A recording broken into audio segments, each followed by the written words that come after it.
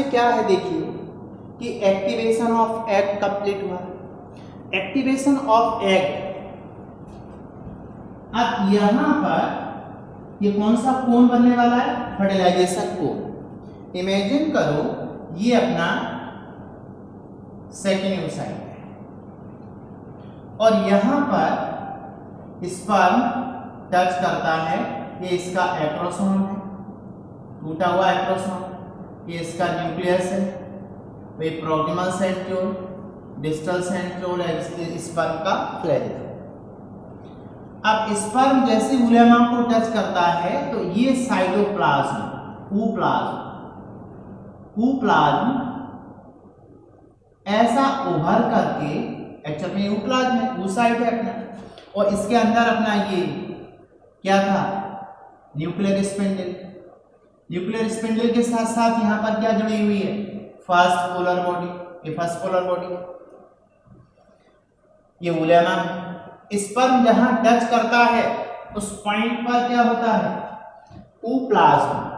ये अंदर क्या भरा हुआ है इसमें? ऊप्लाज्म। तो ये बनता है फर्टिलाइजेशन कोन। फर्टिलाइजेशन कोन, और स्पर्म जहां टच करता है उस पॉइंट को बोलते हैं रिसेप्टर कोन। तो ये फर्टिलाइजेशन कोन क्या करता है? इस स्पर्म को निकलता है, इनगल्फ करता है, इनगल्फ करता है धीरे धीरे। तो अब आप देखिए स्पर्म अंदर आता है। ह्यूमन के केस में फर्टिलाइजेशन कोन का काम क्या है? स्पर्म को निगलना। जैसे जैसे स्पर्म अंदर आता है तो ह्यूमन में क्या होता है? होल स्पर्म एग के अंदर आता है। अब ये स्पर्म अंदर आ चुका है, इमेजिन करो ये स्पर्म यहां आ जाएगा, ये वाला स्पर्म, ये स्पर्म यहां आ गया, और इस स्पर्म के साथ में अपन ने कहा था इसका प्रोक्सिमल सेंट्रियोल, और ये दोनों सेंट्रियोल किसके? एग के सेंट्रियोल। तो स्पर्म का, देखिए स्पर्म का एग मेम्ब्रेन, ये क्या थी? जोना पेलोसेला, और इसके बाहर ये कोरोना रेडिएटा, ये दो एग मेम्ब्रेन। और इन दोनों एग मेम्ब्रेन को डिसॉल्व किसने किया था? एक्रोसोम ने। ये एक्रोसोम टूट गया। These are called acrosomal filament. Acrosomal filament, acrosomal filament actual में क्या होता है? जैसे मान के चलो ये एक्रोसोमल फिलामेंट,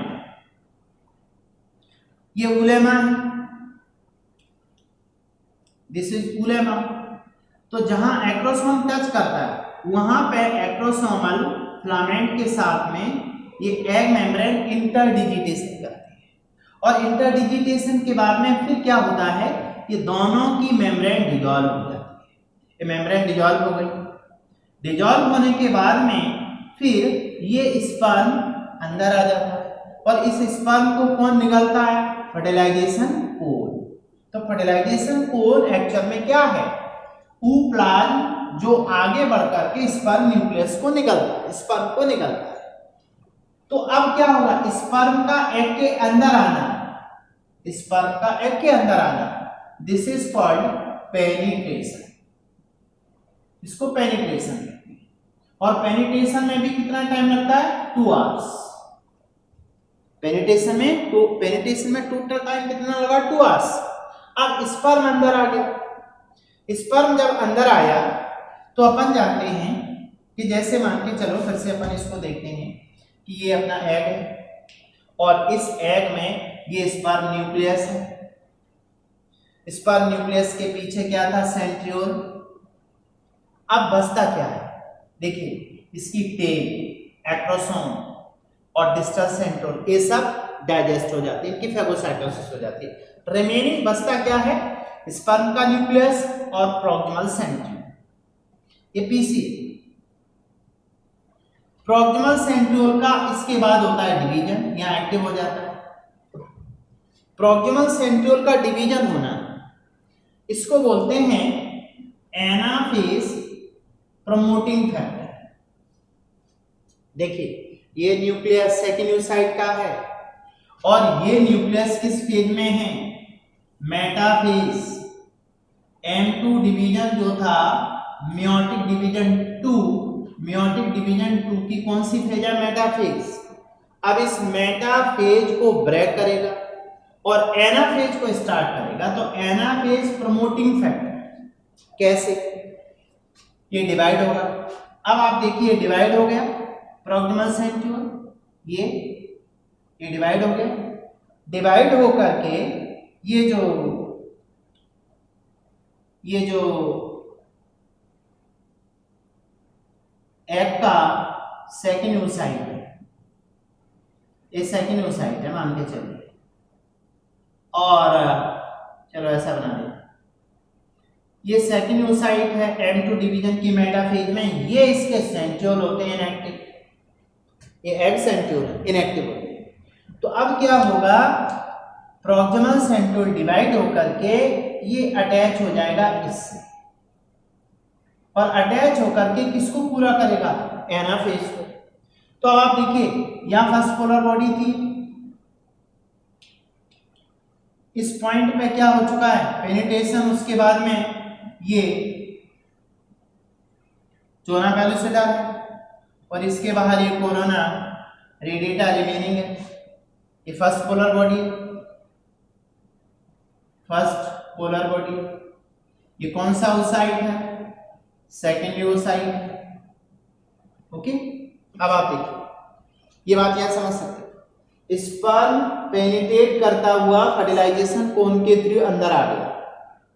अंदर आने के बाद में उस समय कॉर्टिकल एक्शन हुई, मॉर्फोलॉजिकल चेंजेस हुए, बहुत सारा काम हुआ। प्रोक्सिमल सेंट्रियोल डिवाइड हो गया स्पर्म का, और डिवाइड होकर के किससे अटैच हो गया? एग सेंट्रियोल से, और अटैच होकर इसने एनाफेज को पूरा कर दिया। एनाफेज को पूरा कर दिया मतलब ये सेकंड oocyte जिसमें M2 डिवीजन किस फेज में? मेटाफेज में। अब मेटाफेज से एनाफेज आएगी तो अब क्या होगा? ये जो न्यूक्लियस है इसका डिवीजन हो जाएगा। न्यूक्लियस का डिवीजन होगा तो अब आप देखिए फर्दर क्या होगा चेंजेस में।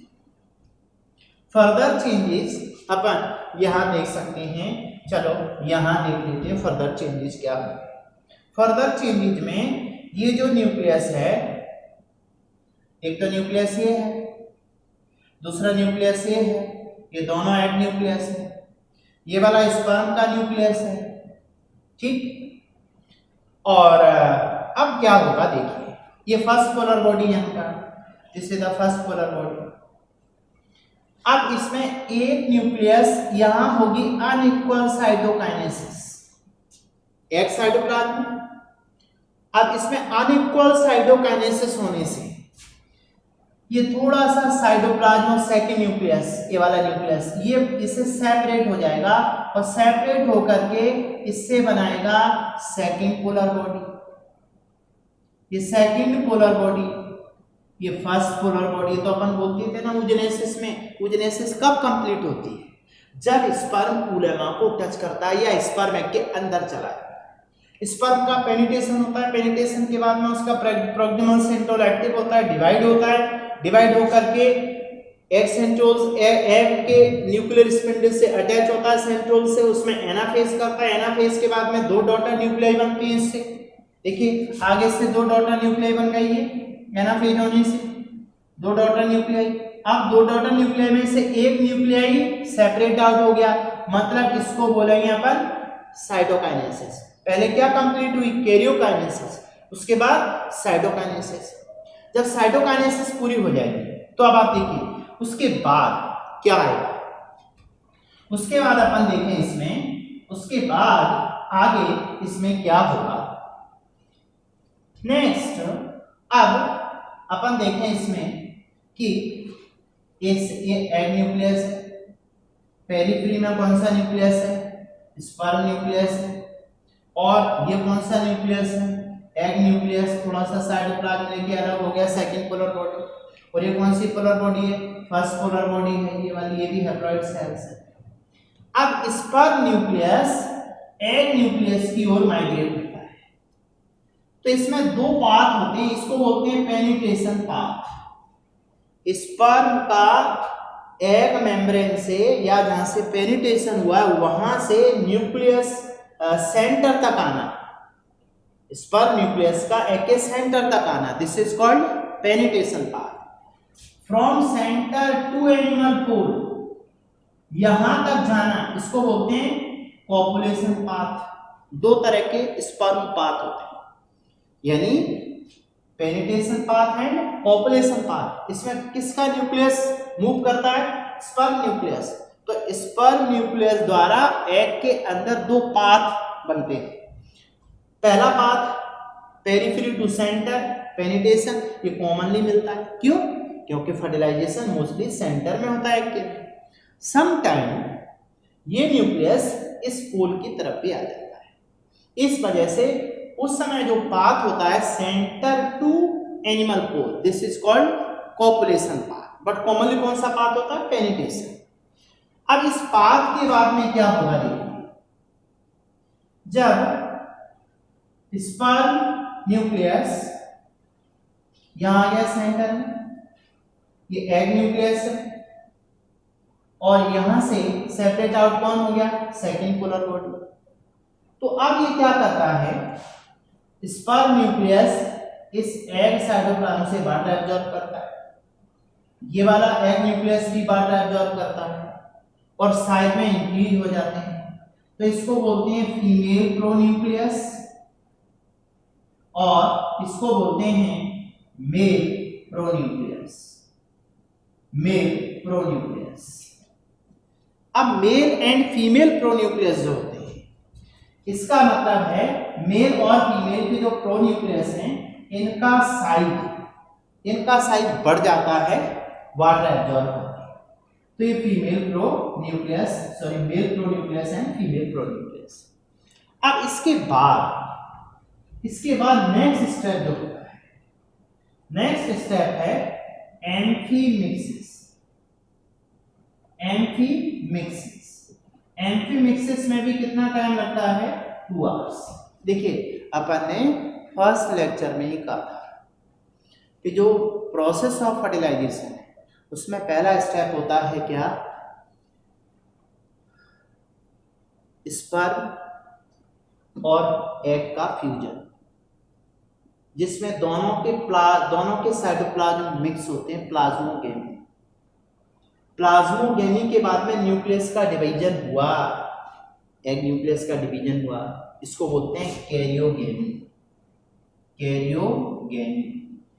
कैरियोगेमी में पहला स्टेप क्या था कि इतना स्ट्रक्चर क्या कहलाएगा? प्लाज्मोगेमी। पहले लेक्चर में आप सुनिए, उसमें ये सब आया हुआ प्लाज्मोगेमी। दूसरा, प्लाज्मोगेमी में क्या होता है? दोनों के साइटोप्लाज्म का फ्यूज होना। फिर न्यूक्लियस का डिवीजन होने, कैरियोगेमी। कैरियोगेमी के बाद था एम्फीमिक्सिस। एम्फीमिक्सिस में क्या है देखिए यहाँ पे, जब दोनों न्यूक्लियस पास आ जाते हैं तो दोनों की न्यूक्लियर मेम्ब्रेन डिसॉल्व हो जाती है। ये देखिए, ये एग है और इसमें दोनों की न्यूक्लियर मेम्ब्रेन डिसॉल्व हो गई, इसकी और स्पर्म न्यूक्लियस की प्रोन्यूक्लियस बोलते हैं इनको। दोनों प्रोन्यूक्लियस की न्यूक्लियर मेम्ब्रेन डिसॉल्व हुई और डिसॉल्व होने से अब क्या होगा? इन दोनों के क्रोमोसोम मिक्स हो जाएंगे। क्रोमोसोम का मिक्स होना और मिक्स होकर के एन और एन मिलकर के इसके बाद में इसकी चार तरफ बनती है न्यूक्लियर मेम्ब्रेन। अब ये जो न्यूक्लियस है, this nucleus is called सिनकैरियन। सिनकैरियन means अपने टर्म दिया सिंगेमी। सिंगेमी में क्या हुआ था? स्पर्म और एग का फ्यूजन, टू डिफरेंट गैमीट का फ्यूजन। तो ये फ्यूजन है, क्रोमोसोम मिक्स हो गए। क्रोमोसोम का मिक्स होना एम्फीमिक्सिस कहाँ होगा? Mostly in the centre of egg, जिसमें दोनों के न्यूक्लियस की न्यूक्लियर मेम्ब्रेन डिसॉल्व होगी और क्रोमोसोम मिक्स हो जाएंगे। अब ये सेल और जो न्यूक्लियस बनेगा डिप्लॉयड हो जाएगा सिंकैरियन। और ये structure, this structure is called zygote. अब इसको अपन बोलेंगे जायगोट मींस कंप्लीट हुआ क्या? फर्टिलाइजेशन। तो जायगोट के बनने से अब ये जो जायगोट है, ये जायगोट कैसी सेल है? Diploid cell. और फ्यूजन किसका हुआ था? हैप्लॉइड सेल का, स्पर्म का और एग का। तो स्पर्म और एग का जो फ्यूजन है, इस प्रोसेस को अपन ने 4 स्टेप में बांटा था, जिसमें अपन मैकेनिज्म की बात करें। देखिए, पहला स्टेप था फ्यूजन। फ्यूजन में किसका फ्यूजन? स्पर्म के और एग के साइटोप्लाज्म का फ्यूजन, इसको नाम दिया था प्लाज्मोगेम। फिर न्यूक्लियस डिवीजन हुआ, न्यूक्लियस डिवाइड होकर के फ्यूज हुआ, कैरियोगेम। क्रोमोसोम मिक्स हुए, एम्फीमिक्सिस, और फाइनली क्या बना? Diploid zygote. तो इस डिप्लॉयड जायगोट के बनने में अपन यदि इसको शॉर्ट में देखें पूरी प्रोसेस ऑफ फर्टिलाइजेशन को, तो पहला स्टेप, इसको अपन 2 ग्रुप में भी बांट सकते हैं। पहला स्टेप है इस एग को पेनिट्रेट करना, पेनिट्रेशन में कितना टाइम? 2 आवर्स। दूसरा एम्फीमिक्सिस। एम्फीमिक्सिस का मतलब है स्पर्म और एग न्यूक्लियस का मिलकर के क्या बनाना? जायगोट। तो this whole entire process of the fertilisation, जिसमें अपन ने 3 या 4 स्टेप में इसको पूरा किया। इस लेक्चर को आप बार बार देखिए, और इसमें जो जो क्वेरीज आते हैं, क्वेश्चंस आते हैं, वो मुझे व्हाट्सअप कर सकते हैं, डायरेक्ट कॉल कर सकते हैं, जो वीडियो में आपको नंबर मिलता है। Now we come on the importance of fertilisation. Importance fertilisation का क्या है? तो इम्पोर्टेंस ऑफ फर्टिलाइजेशन में देखिए, इससे अपने को क्या फायदे हुए थे इम्पोर्टेंस ऑफ फर्टिलाइजेशन के? फर्टिलाइजेशन से तो बहुत सारे इम्पोर्टेंस हैं। पहला इम्पोर्टेंस तो यही है कि जायगोट आने वाला है। तो पहला फंक्शन है फॉर्मेशन ऑफ डिप्लॉयड जायगोट। भाई डिप्लॉयड जायगोट बना, ये बात अपन ने पहले देखा फर्टिलाइजेशन में हुआ क्या था। डिप्लॉयड जायगोट का फॉर्मेशन मींस जो हैप्लॉयड स्पर्म, देखिए ये haploid sperm n is equal to 23। अब स्पर्म कितने टाइप के हो सकते थे? 2, 22 प्लस एक्स और 22 प्लस वाई।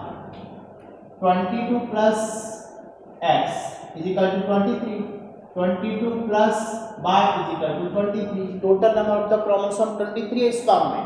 पर स्पर्म 2 टाइप के थे। ये वाला स्पर्म यदि इन्वॉल्व होता है फर्टिलाइजेशन में, तो इसको बोलते हैं गायनोस्पर्म, और ये वाला इन्वॉल्व होता है तो इससे पैदा होगा मेल सेक्स, मींस एंड्रोस्पर्म। तो ये यहाँ पे हेटेरोगेमीट हुआ। मेल एक्चुअल में कैसा होता है?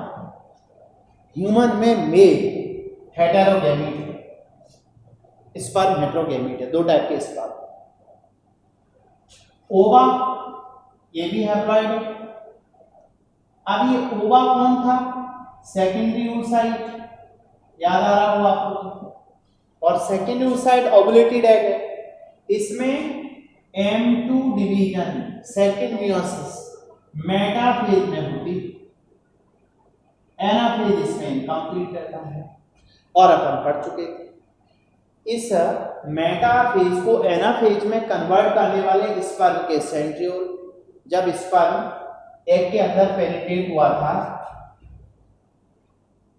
ये स्पर्म न्यूक्लियस अंदर गया, तो जो न्यूक्लियर स्पिंडल है, ये देखिए, ये न्यूक्लियर स्पिंडल, ये दोनों सेंट्रियोल इनएक्टिव थे।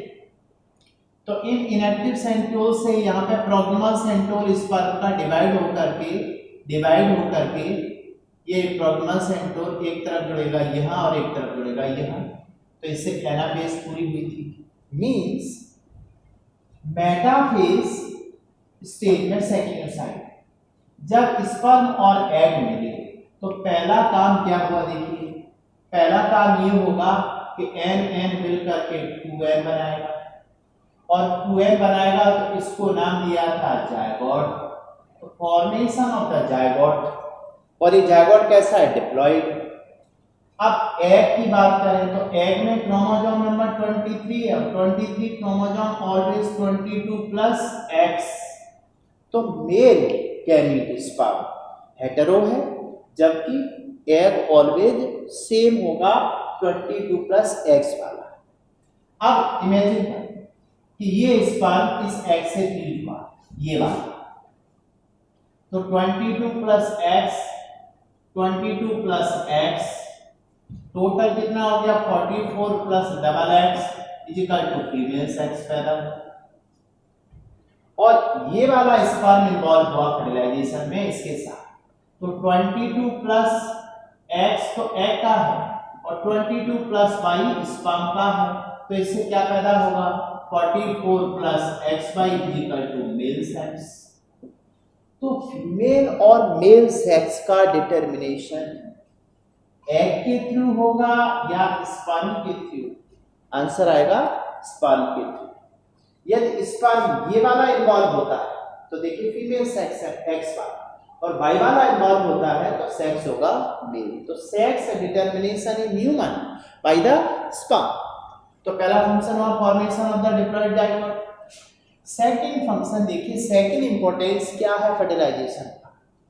जो सेकंड oocyte था ओवुलेटेड एग, और इसमें M2 डिवीजन इनकम्प्लीट था, मींस मियोसिस इनकम्प्लीट थी। तो सेकंड इंपॉर्टेंस है कंप्लीशन ऑफ oogenesis। oogenesis का कंप्लीट होना कैसे? देखिए ये जो सेकंड oocyte था हैप्लॉइड, इसके साथ में फर्स्ट पोलर बॉडी है, और यहां पर इसमें एंटर कौन करता है स्पर्म। अब स्पर्म कंप्लीट, स्पर्म जब इसके अंदर एंटर किया था तो याद करो इस स्पर्म के पेनिट्रेशन के टाइम पर इस एग जो अपना सेकंड oocyte है उसमें क्या हो रहा था, मेटाफेज में रुका हुआ, मेटाफेज में रुका हुआ है।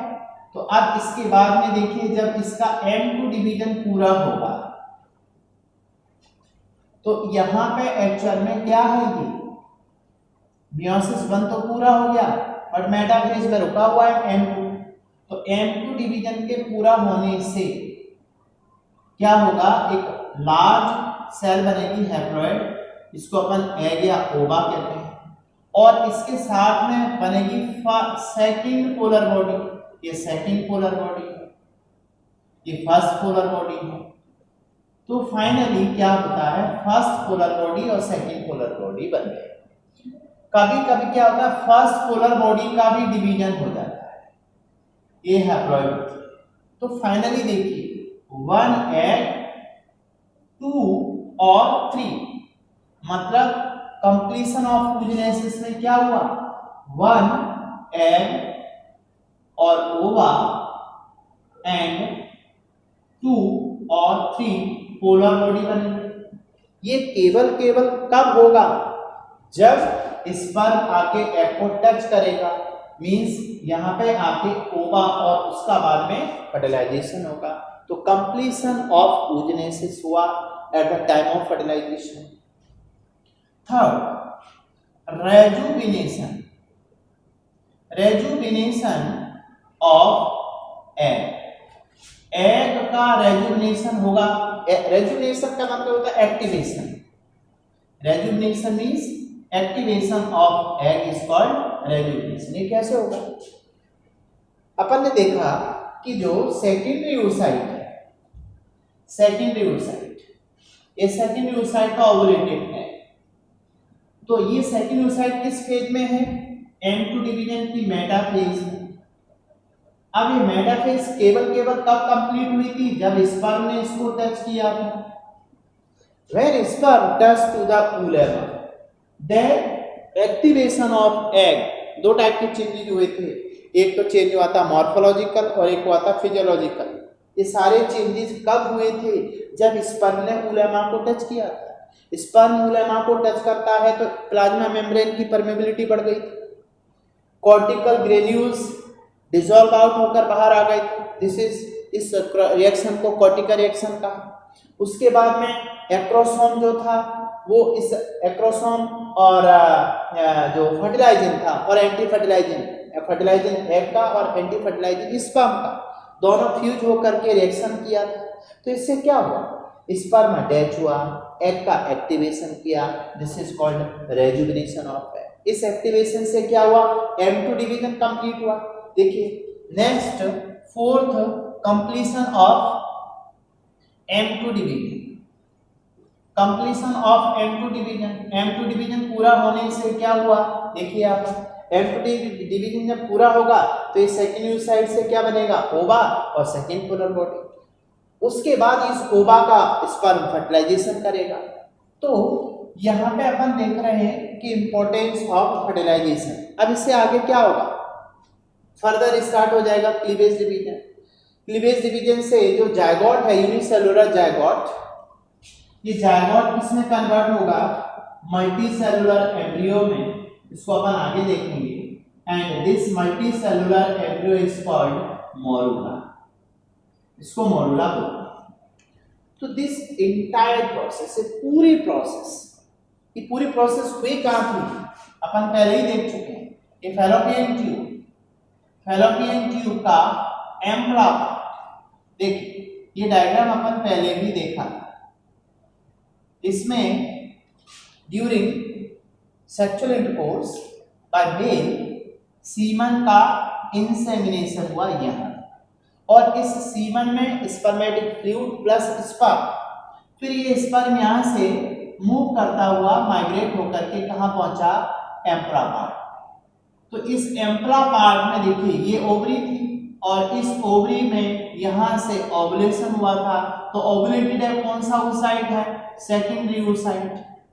और सेकेंडरी oocyte किस फेज में है, M2 डिवीजन की मेटाफेज में, मतलब इनकम्प्लीट एब्यूजनेसिस। जब स्पर्म देखिए ओवा और स्पर्म यहाँ पे टच किया स्पर्म ने, तब जाकर के सारी प्रोसेस पूरी। तो देखिए क्वेश्चन एक बना यहाँ से, oogenesis कंप्लीट क्वेश्चन है। पहला question, oogenesis is complete in, answer आएगा ampulla part. oogenesis complete in ampulla part, क्योंकि स्पर्म ने फ्लेमा को टच किया, फर्टिलाइजेशन किया, पेनिट्रेशन किया, उस समय जाके M2 डिवीजन पूरा हुआ था। तो completion of oogenesis in ampulla part, इसका आंसर आएगा। दूसरा क्वेश्चन बनेगा कि development start in, second question है डेवलपमेंट स्टार्ट इन, आंसर आएगी देखिए क्या, ओवरी, फैलोपियन ट्यूब, यूटेरस। तो इसमें आंसर क्या जाएगा, फैलोपियन ट्यूब का कौन सा पार्ट, एम्पला, इसका भी आंसर एम्पला। क्यों, क्योंकि डेवलपमेंट मींस देखिए जायगोट बना, और जायगोट बनने के बाद ये थर्ड डे आफ्टर फर्टिलाइजेशन के तीसरे दिन क्या बन जाता है, मोरुला। और मोरुला भी कहाँ होता है, फैलोपियन ट्यूब में। देखिए यहाँ पे ये जायगोट बना, जायगोट बड़ा होकर मोरुला बनाएगा, फिर ये मोरुला आगे यहाँ पर अपन देख चुके थे, ये एंडोमेट्रियम यूटेराइन बेड है, और बाद में जाकर के ये जो मोरुला है, ये मोरुला थर्ड डे बन जाएगा। उसके बाद ये मोरुला गिरेगा किसमें, यूट्राइन कैविटी में, और इसका होगा इम्प्लांटेशन। तो इम्प्लांटेशन कब हुआ था, ये इम्प्लांटेशन होगा 7th day after fertilisation, 7th day after fertilisation. उसके बाद में फर्दर डेवलपमेंट आगे बढ़ जाएगा। देखिए मोरुला के बाद नेक्स्ट स्टेज क्या आएगी, ब्लास्टुला, और ब्लास्टुला का क्या हुआ था, इम्प्लांटेशन, और इम्प्लांटेशन कब हुआ, और 7th डे, और इम्प्लांटेशन के बाद में आगे स्टेज आएगी gastrulation, means formation of gastrula. तो this is the further development, but development start, morula का फॉर्मेशन कहाँ होगा, एम्पला पार्ट में, फैलोपियन ट्यूब में।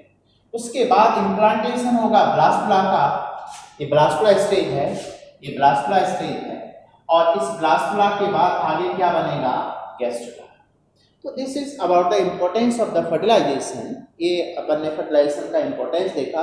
अब इसमें फर्दर अपन वन बाय वन डिस्कस करेंगे मोरुला, जिसमें अपन देखेंगे क्लीवेज, क्योंकि यूनिसेलुलर जायगोट, देखिए जायगोट कैसा स्ट्रक्चर है, यूनिसेलुलर, ये यूनिसेलुलर स्ट्रक्चर, और इसमें स्टार्ट होते हैं क्लीवेज।